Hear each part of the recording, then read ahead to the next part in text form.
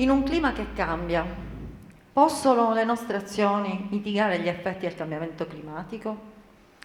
Possiamo in qualche modo evitare di arrivare ad un disastro ambientale? Come possiamo salvaguardare l'ambiente? Ecco, queste sono alcune delle domande a cui vorrei ora, in pochi minuti, provare a vedere insieme a voi come dare delle risposte. Come sappiamo tutti, il clima non si tocca, non si vede, ma il clima si percepisce. In particolare tutti noi percepiamo gli effetti del cambiamento climatico. Assistiamo sempre più frequentemente a continue variazioni in termini di frequenza, di intensità, di distribuzione spaziale e temporale delle variazioni meteorologiche e delle condizioni climatiche. A queste variazioni conseguono, lo sappiamo bene, purtroppo notevoli disastri, che spesso comportano danni a cose e a persone. Allora questo ci fa capire che ormai non possiamo più aspettare, non possiamo più far finta di niente. Dobbiamo provare a invertire la tendenza. Dobbiamo evitare di arrivare a quello che viene definito punto di non ritorno. Il punto di non ritorno sarebbe il momento in cui qualunque azione noi volessimo mettere in campo, queste azioni non riuscirebbero a limitare gli effetti del cambiamento climatico. Dobbiamo arrivare a questo punto. Come tutti noi sappiamo, l'aumento di temperatura comporta prima di tutto lo scioglimento dei ghiacciai, con la formazione di notevoli deflussi, la formazione di processi di inondazione, e questo da una parte. Ma dall'altra parte, in altre regioni della nostra terra, assistiamo ad eventi siccitosi, soprattutto nelle aree del Mediterraneo. Allora, questo potrebbe essere una contraddizione nei termini, nel senso che lo stesso fenomeno porta a due conseguenze nettamente opposte. Però questa contraddizione la possiamo comprendere se ci rendiamo conto come il cambiamento climatico influenza il ciclo dell'acqua. Ciclo dell'acqua che tutti noi abbiamo studiato a scuola, no?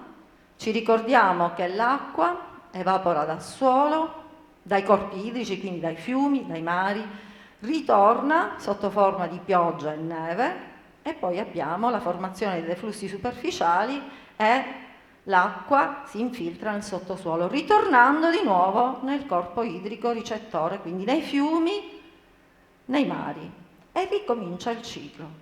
Ora, il cambiamento climatico ha alterato l'equilibrio di questi processi, esaltando alcuni di essi rispetto ad altri. Ad esempio, la maggiore evapotranspirazione dai suoli determina poi la siccità. L'aria calda determina maggiore vapore acqueo e quindi formazione di eventi di elevata intensità e anche breve durata, a cui consegue la formazione di deflussi idrici, deflussi di acqua intensi. L'uomo ha esercitato una notevole influenza su tutti questi fenomeni e questo è anche riportato dal report dell'International Panel Climate Change, che dimostra come da una parte l'urbanizzazione, dall'altra l'uso di mezzi di trasporto a combustibile fossile, dall'altra il sempre più frequente accadimento di incendi boschivi per qualsiasi ragione, per qualsiasi motivo che tutti noi sappiamo.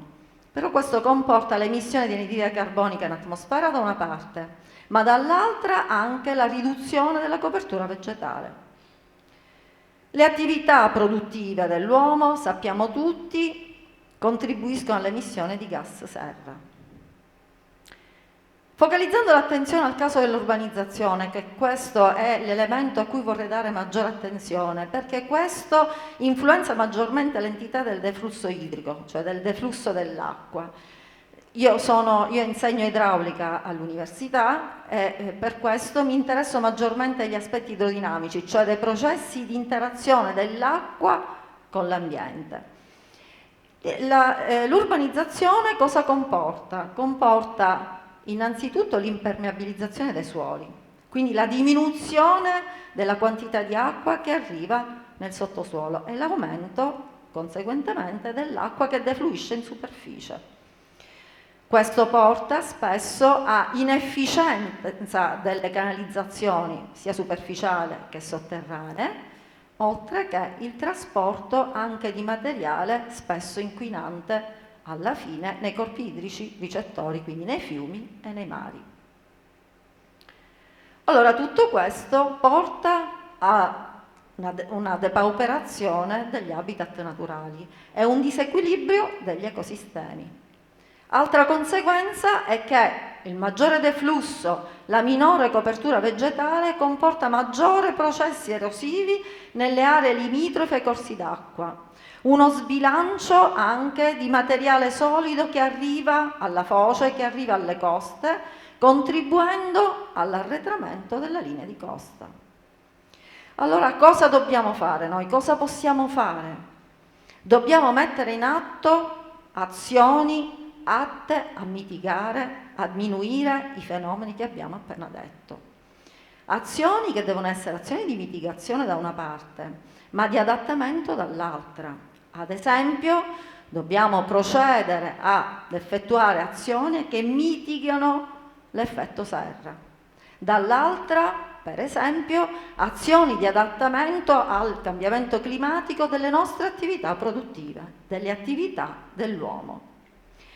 Questo appunto si può mettere in atto, per esempio, con l'uso sostenibile delle risorse naturali, per esempio per la produzione di energia, l'uso di risorse rinnovabili, sole, acqua, vento, o con l'uso sostenibile delle risorse idriche, tenendo conto dell'equilibrio ecologico sia per l'acqua di deflusso superficiale che per il deflusso sotterraneo.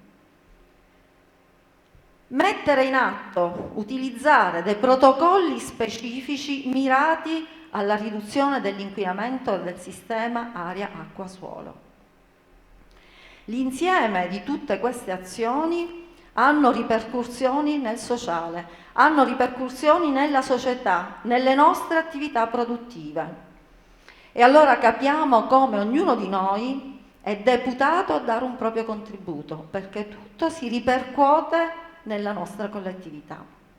Dall'altra parte dobbiamo mettere in atto anche azioni che consentino di sviluppare tecnologie innovative mirate da una parte alla protezione delle risorse naturali e delle risorse idriche, dall'altra alla protezione e il ripristino della biodiversità.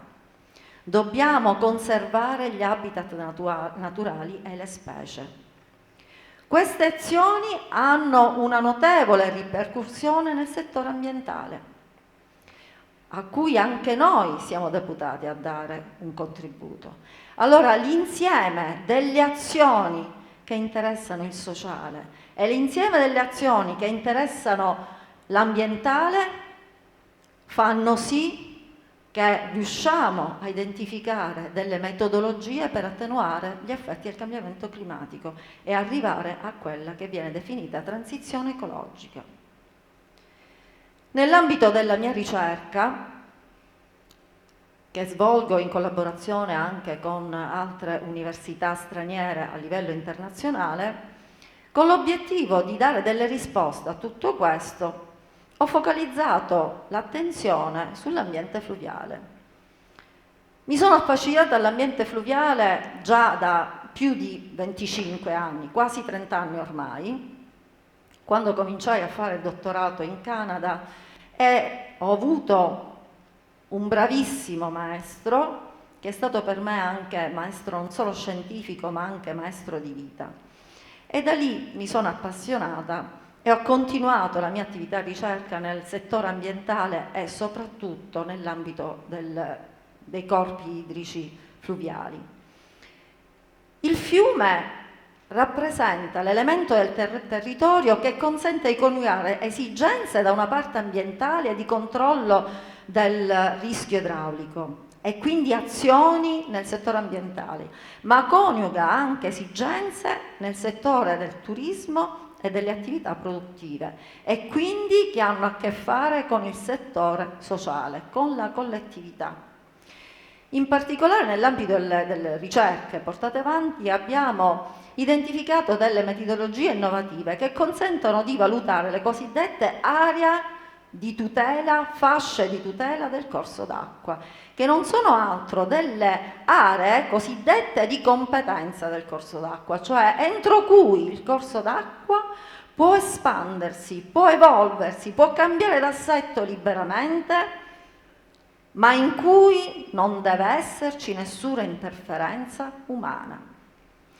Dobbiamo lasciare libere queste aree affinché il corpo d'acqua possa evolversi spontaneamente.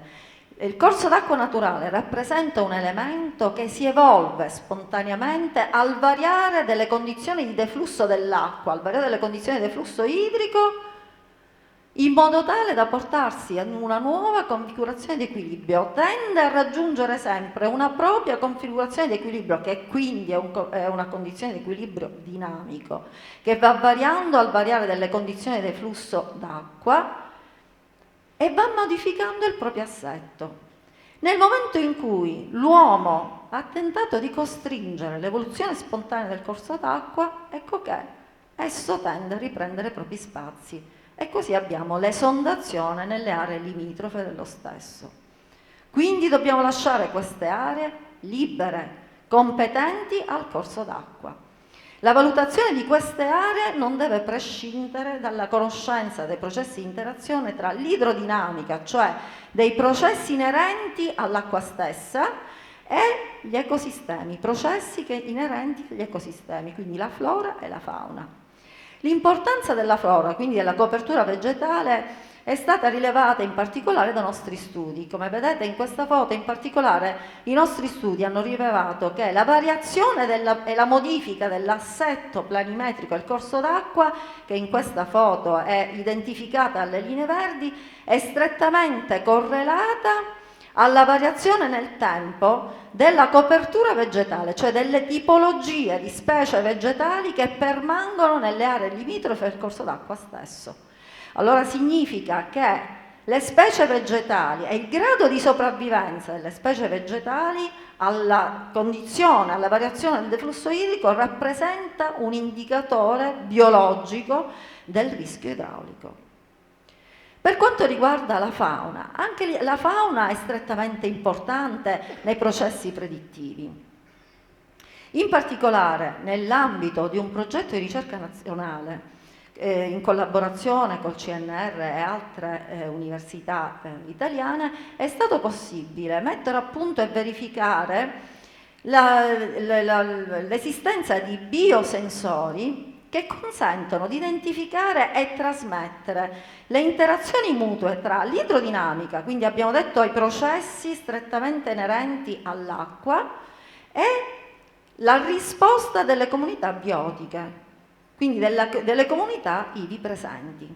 Quindi significa che come rispondono le comunità biotiche, anche questi possono essere indicatori delle condizioni di rischio idraulico, ma anche delle condizioni di degrado ambientale.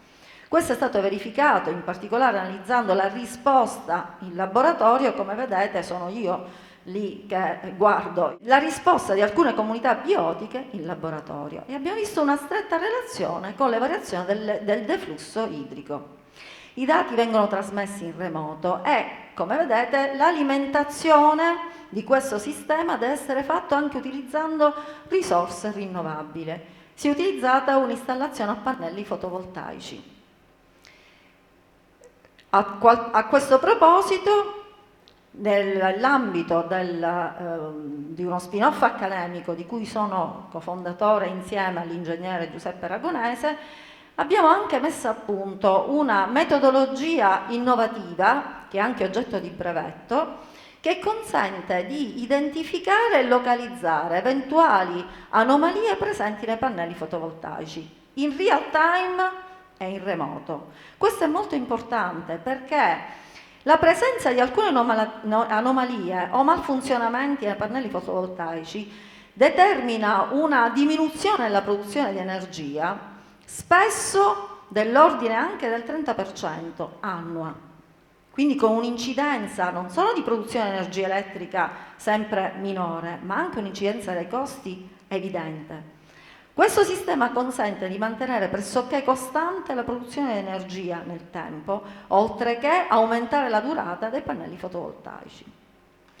Allora, in definitiva, sulla base di quello che abbiamo detto, possiamo dire che possiamo mettere in atto delle azioni che consentono di limitare l'effetto del cambiamento climatico, ma dobbiamo essere tutti e dobbiamo collaborare tutti per realizzare questo obiettivo.